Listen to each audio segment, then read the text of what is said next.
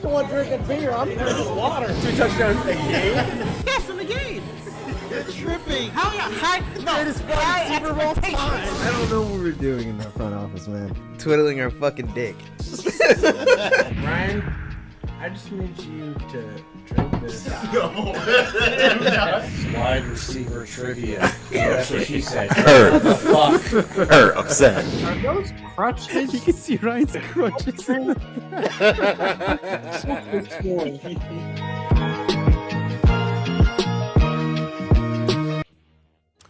What's going on, folks? Welcome back to another Sunday night recap where we are giving our thoughts on the craziness that just wrapped up over there in Kansas City. I'm your co-host, Jalen Brown. And I am Malin Dennis. And I'm the other co-host, Junebug Spade.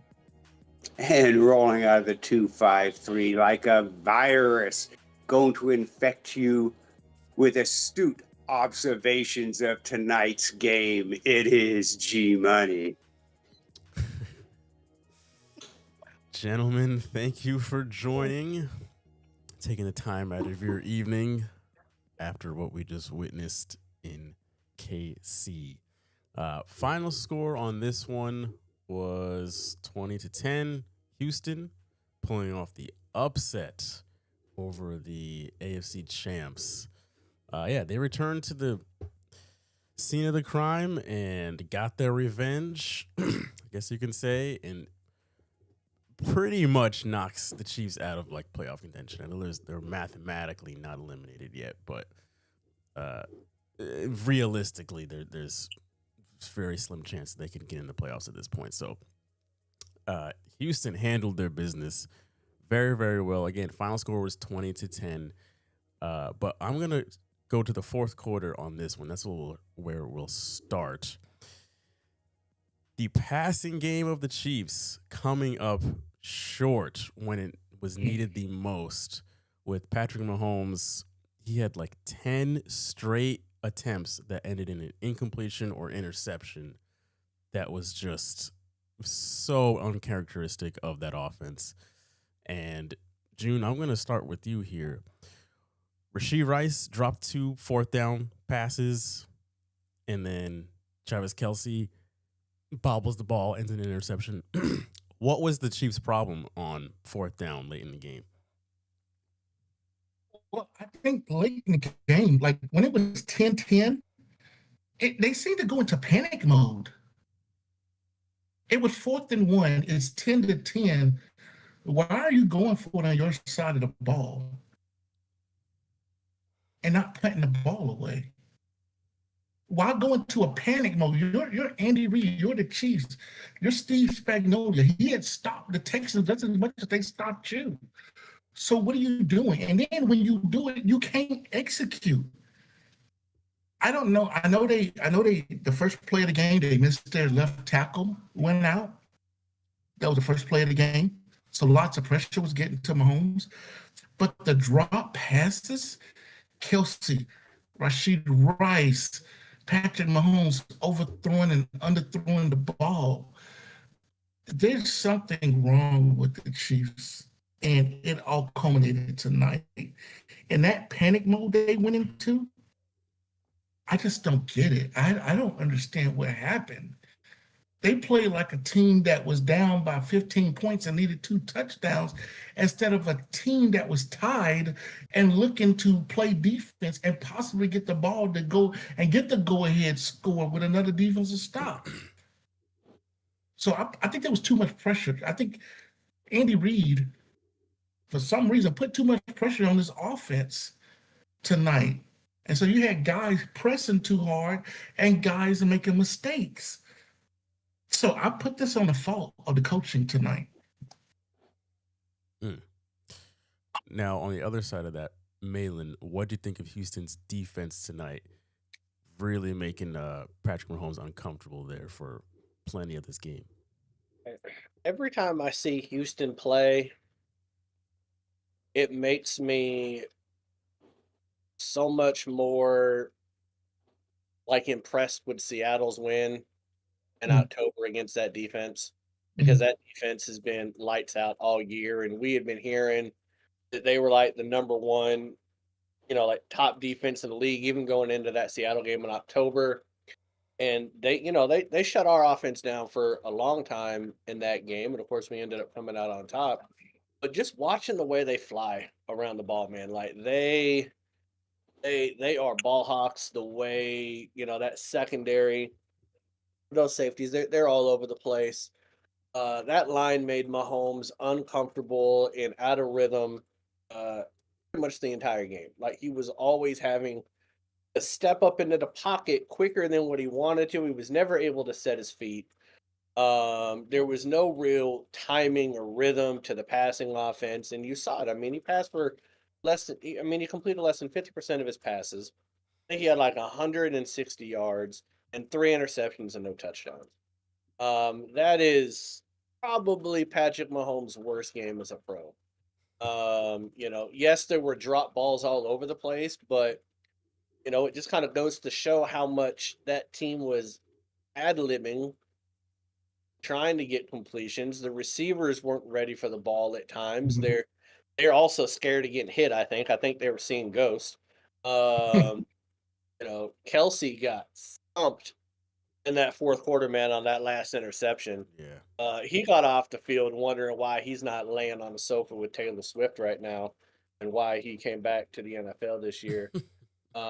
It's just, I mean, I don't know. They just made him look completely mediocre.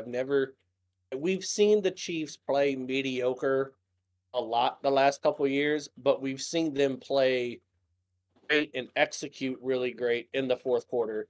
And the Texans defense is just like, nah, man, that's not going to happen against us. It might be a tight game, might be tied 10-10, got the better of us in the third, but we're going to stop it. And so, yeah, I mean, kudos to the Texans, man. 8-5. We thought they were done Mhm. when Stroud got hurt. We were like, well, that offense wasn't looking good before Stroud got hurt.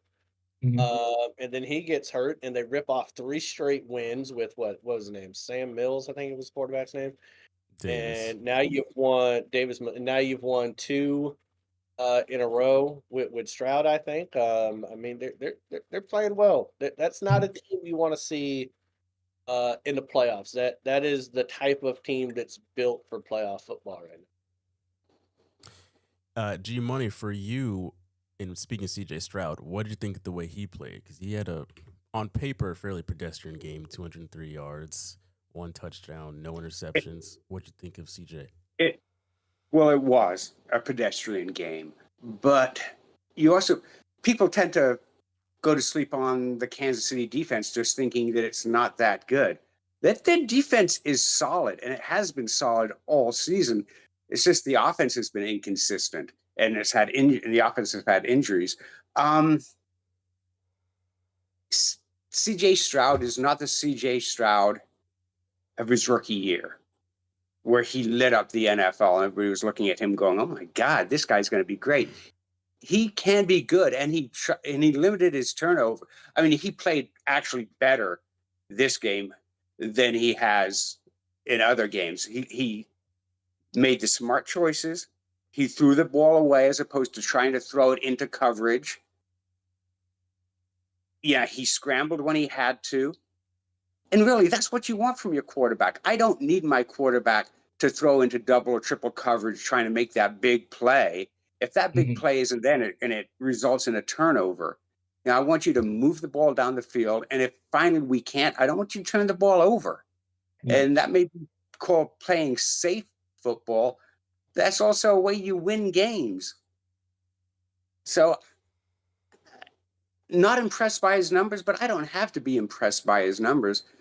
I'm impressed with the fact he didn't turn the ball over and he didn't make stupid mistakes. He played smart, and that's what you want. True. If you're a Texans fan, you've got to be happy. Your defense is top tier, and we've said that basically all season. But your offense, it's coming along, and as long as CJ doesn't turn the ball over, you're going to be in every single game and have an opportunity to win every game going forward. Yeah, and I agree wholeheartedly. I thought he played just a solid game and knew what the circumstances were. Knew that we just can't beat ourselves in this scenario. Going back over to the Chiefs for a second, though, they're kind of looking like their run game specifically is looking like what it was at the beginning of the season, where once again it was Patrick Mahomes leading the team in rushing yards, and then after that there's a big drop off. June, what did you think of their run game tonight? Yeah, I had that circled. I think Patrick Mahomes had 59 yards and Pacheco had 30, and I believe Kareem Hunt also had 30 yards rushing. Um, if I'm correct, I could be wrong on that, Yeah, but that's not going to get it done. That's not going to get it done. Um, I keep saying that you need that dominant. They don't have a running game at all. The Chiefs don't have a running game, and if it's the one thing that they're going to have to do this offseason, is they're going to have to go out and draft a young stud at running back, because these Pacheco is not the running back that they thought he was coming back. Kareem Hunt is not the running back they thought they was getting. So it's either the offensive line or the running game or the running backs. I'm inclined to believe it's the running backs at this point. Because there was a couple of times where Pacheco, he just, for some reason, I don't know if you guys noticed this, and I seen it and I saw it against Dallas too. Why are you just running into the ass of your offensive lineman? I keep seeing it with the Kareem Hunt and Pacheco. They do the same thing. I think I know what they're doing. They're trying to cut off the offensive lineman butt right off the hips. But I think what's happening, these offensive linemen might be getting pushed back into them. Because if you watch it a couple of times, Pacheco could have bounced it outside. Nope, he got hit by his offensive lineman, slowed him down in the hole, and then he got stopped. And that continuously happened throughout the night. And I think the Texans were like, you know what? Let's just let Patrick Mahomes get those yards. But when they let the running back run, nope, let's shut them down.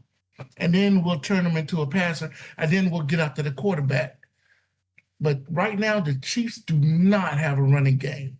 They don't have one running back on this roster that they can turn the ball over to and say, he's going to get that 4 yards on the ground. That they don't have that guy on the roster at all. So yeah, that's something that's got to be fixed. There's times where I didn't know which was it, Pacheco or Hunt running the ball, because it like they looked the same. It like the same result was happening either way. Shout out to Steve Dallas Cowboys in the chat. He says Texans made Texas proud again, especially the defense. Dallas, you should be ashamed. Goddamn.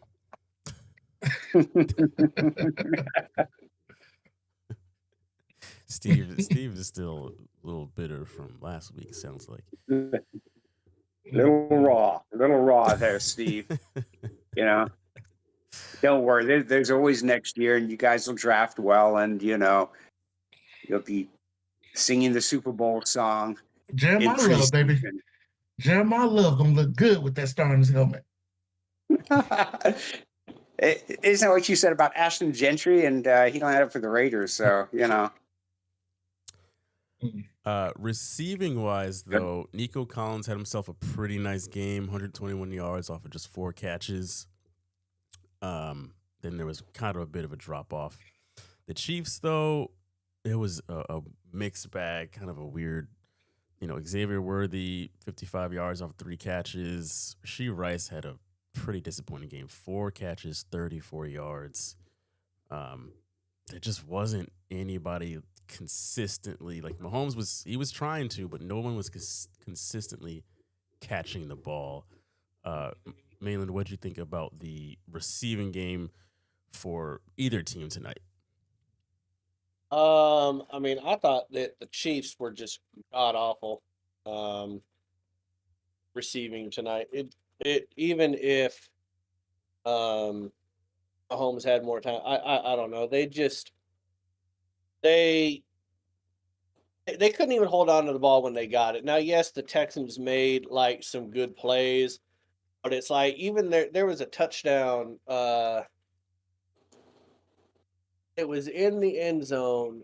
I forget who it was. I think it was number 1 or number 5 that caught it. And for all intents and purposes, like that should be a catch if you just hold on to the ball. And he let the defensive back jump right into him and punch it out of his chest. Yeah. And I'm like, it looked like he should have had a hell of a lot more control over that football going into the end zone than he did. Mhm. And so, like, I think that they just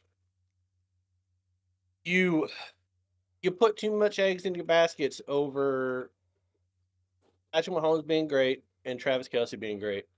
And you kept thinking that, well, when Worthy came back healthy, he was going to be the answer. And then you thought when Rashee Rice gets off of his suspension, then that's going to be the answer. None of that solved anything for the Chiefs. If Kelsey is still the best target you have, then you don't really have a good offense right now. He's too old to carry an offense. Um, and the Texans, they just got Nico Collins back, didn't they? Like last week, I think it was. Mhm. But he's still come back from an injury. DJ Stroud is still like G Money said, he's not playing, like otherworldly or anything right now. They got the job done. I think the tight ends for the Texans played better than anybody on any type of receiving group, on either side of the ball. Um, but yeah, I mean I hate to use the word mediocre, but I think the passing game for both teams was just average. Um, that's my thought. Yeah, it was disappointing to say the least. Uh, One last thing I'll hit before we get to upcoming schedule here, and G Money, I'll go to you on this. Something that Malin had mentioned in Discord before was just the response from the Kansas City fans down the stretch there as they were booing their own team. Once the loss was kind of settling in. What did you think of the way that the KC fans handled that, G Money? You know, they're like fans anywhere, I'll be quite honest. I mean, you've seen this with other teams and teams that were good and then have kind of fallen off. Fan is short for fanatic. You are fanatical when you follow your team and you have high expectations and you don't understand why your team isn't winning when your favorite players are getting paid millions of dollars to play a game that you think that you could play and you could do better than they're doing. So fans booing and leaving, yeah, that's what fans do. It's unfortunate. I've seen a lot worse. Uh, go home, kick the dog, slap the wife, Don't do that. pass out drunk. You know, but tomorrow's another day, and how your team shouldn't affect the rest of your week. The team lost, and if you were a true fan of the team and you watched the team throughout the season, you know why it lost. Its O line is very, very bad. You had 4 starters out to begin the game. Then your tackle went out. So now you've got all 5 starters out. You have to temper your expectations when you know that Mahomes is playing behind an O line that is not what the O line should have been the beginning of the season. And you haven't had a running game. So you want to walk out mad because you spent $60 on a ticket, another $180 on a beer and a hot dog, go straight ahead, Sitting be out in the pissed that cold. you spend that much money. But In 20 that degree team's going to weather. be there next week. And guess what? You're going to be in the stands and you're going to be cheering them again and then maybe booing them. Nah, I don't have any issue with fans getting mad and booing players. I mean, booing their team because they had expectations that they were going to go to the Super Bowl again because that's where they've been the last few years. You're a fan. That's what you're going to do. Man, and I get pissed sometimes when we're watching the Seahawks.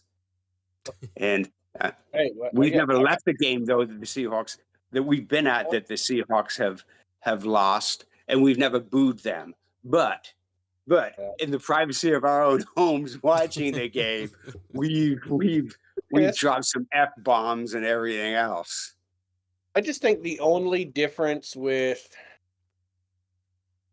Kansas City fans is that if there's been a franchise over the last 6 or 7 years, a team has built up goodwill, like, "Hey, man, you know what? Like, you deserve a mulligan."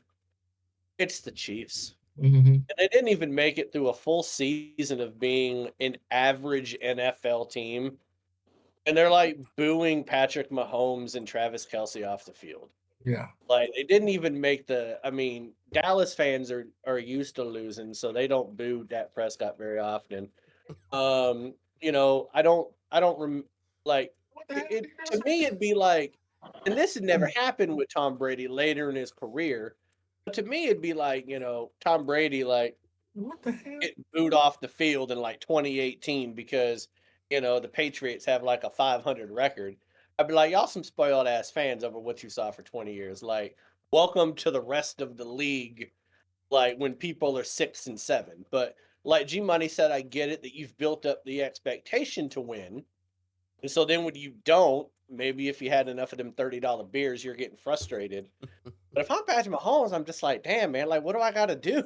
Like, I've given you Yeah. all this for my entire career. We're having one bad year.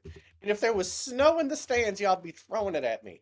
It's like, But that's what I don't understand though. Why the panic when it was 10-10? Why the panic? Why go for it at that point? I because they don't know they're not that good. understand. But no, but you're on your side of the 50, and your defense had just shut them down for what, the last 4 drives, right? The last 4 drives, Kansas City defense had shut them down. The Texans had zero momentum. The Texans did not play well in this game. Let's start out with that. The Texans did not play well in this game. It was only the mistakes we saw at the end which led to the win by the Texans. Because before that, those last 4 drives, CJ Stroud was getting decked. He got laid out. I thought, as a matter of fact, that one hit where he jumped up in the air and then the linebacker slammed him to the ground, I thought that was his night. That was stupid of him to jump up into the air. Like, CJ, you just got back, buddy. What are you doing? And I know his coach, I know D'Amico Ryan probably talked to him when we got back to the sideline, like, yo, you can't do that, bro. This is a good defense. You can't do that. So I don't understand the panic from Andy Reid's camp. I don't understand that. That kind of confused me. Maybe some Kansas City fans if we got some Kansas City fans up there, please chime in with what you think about the panic of your team when it was still 10-10 and going for it on your side of the field. Just, It was giving Dan Campbell there for a hot minute because I'm like, it's a 1-possession game. There's still a lot of time left, and you're deep in your own territory. It wasn't like they're on the 50-yard line. Why risk it in that scenario? And by the way, you've only scored 7 points up until this point. Yeah. Like, it ain't like your offense is Yeah. on fire. I don't get it. So Yeah. Well, looking ahead at schedules here, I'm not going to go into Kansas City schedule because No. what does it really matter at this point? Yeah. But for Houston, they've got Arizona, Las Vegas, Chargers, and Indianapolis last 4 games. 4-0. I mean, They're going 4-0. the Chargers should be the only team that has an offense that I think could do something against Houston, but at the same time, they don't really have an O-line either. And we just saw that we just saw like they wreak havoc on bad O-lines. That was like I hate to go, but like one of the only Texans games I've watched all the way through again was that Seattle game. They were giving our O-line fits, and we had our O-line on like passing had been great like most of the year, and Sam Darnold was running for his life half the game. They didn't sack him a lot, but I think that even then they're going to give Herbert a ton of damn trouble. So they should be favored in every game here on out. And if they end up 12-5, Mhm.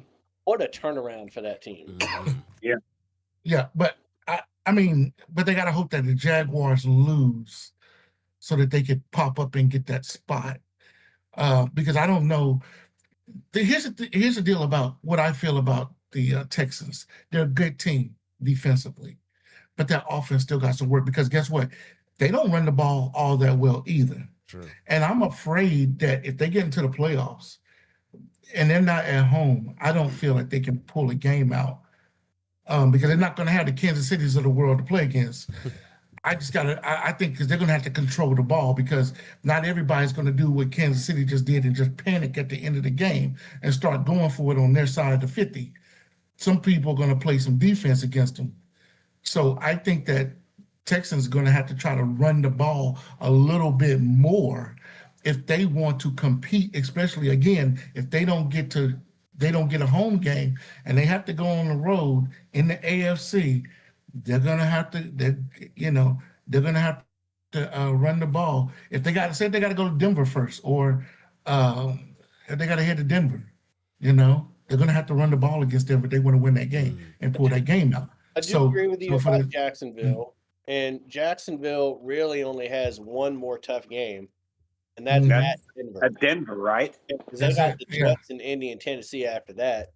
The only Mhm. thing I really think of in the AFC though is that when you take like Houston, like defense travels in the playoffs, Mhm. right? When I look at who's in, like who are the playoff teams right now, there's not an offense to me, maybe outside of New England. It is like because New England's offense is efficient. I don't think it's necessarily like explosive, but it's efficient and they have good O-line play. Yeah. Like Denver's offense still doesn't like to me, Denver's offense wouldn't scare me if I'm Houston's defense. Jacksonville's offense wouldn't scare me that much. Pittsburgh, Buffalo, did we see I mean, we saw Cincy holding their own, which is a terrible defense for a while against Buffalo. Yeah. It's midway through the third quarter. Houston's defense is going to have some things to say, whether they're at home or on the road if they make the playoffs.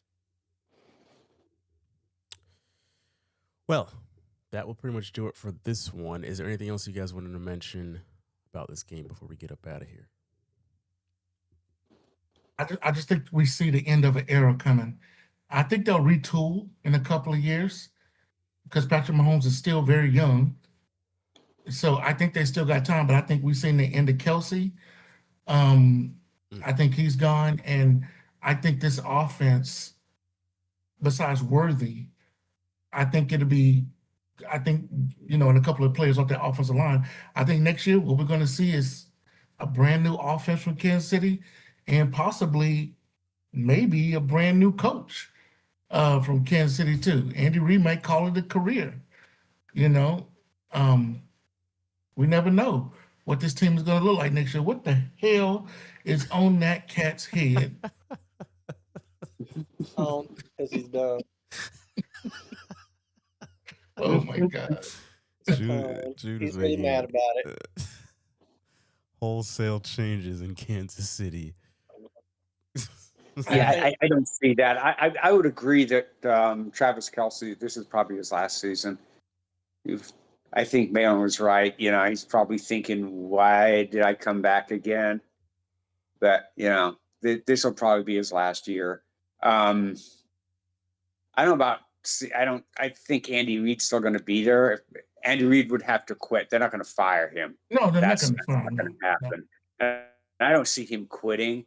I see him looking at going, okay, our O-line was basically a bunch of second, third, fourth stringers playing this year. We'll get some players back.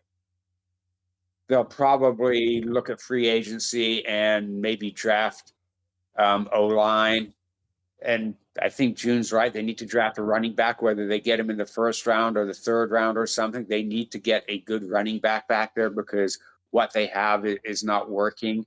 And maybe they need to retool their offense in that respect. Less passing, more running. And then with Mahomes at quarterback, you've got that option because you know that he's a damn good quarterback. So if you take some of the pressure off of him, by getting a quality running back and having a decent O-line in front of him, you could indeed go back to right where you were at, last year, fighting for another Super Bowl. All I can say is that I can't wait to see what Nick Wright has to say tomorrow on FS1. Amen. That's gonna be. Amen. I'm looking forward to that, and I think for the next few years, I think we can finally put the GOAT debate away for a while. Patrick Mahomes racked up a lot of Super Bowl trips, and he racked up a lot of stats early on in his career. Last couple years hadn't been as great stat wise. Two things that never happened to Tom Brady. One, he didn't get completely blown out and shut down in 2 Super Bowls like Patrick Mahomes has. And he didn't have a losing record and missed the playoffs. Right smack dab in the middle of his prime. Unless you want to count tearing your ACL in week 1. Then I guess if you want to be that person, you can do that. So, Patrick Mahomes is still going to be great. He's still one of the best to ever do it. But I think we can calm down on him catching the GOAT for a while. He's going to have to do some monster things in the next 5 years if you want to resurrect that conversation, in my opinion. Yeah. Well, he can't run around. Well, he can't run around like he's doing because he'll never last in this league for the next 5 years. As long as Tom Brady did. Tom Brady didn't run around. Okay, Tom Brady shifted himself in the pocket and got the ball out of his hand quick. That's something that Patrick Mahomes over time is going to have to learn how to do. It's okay to take off every once in a while. Even Aaron Rodgers had to learn that. Take off every once in a while, get your yards, get out of bounds. Patrick Mahomes is still taking hits. He's going to have to learn he can't do that in the next few years, or his career is going to get shortened. All right, that will do it for tonight's recap. We'll be back tomorrow night for the Eagles and Chargers game. That should be interesting. But yeah, thank you all for joining us here, whether you're live or come through after the fact. But be sure to subscribe. Be sure to follow us on social media. Be sure to follow June on social media. Be sure to join our Discord. All that stuff is free. It's all linked in the description. So just one click away. We'll talk to you all tomorrow night. Have a good Monday. Peace. Peace.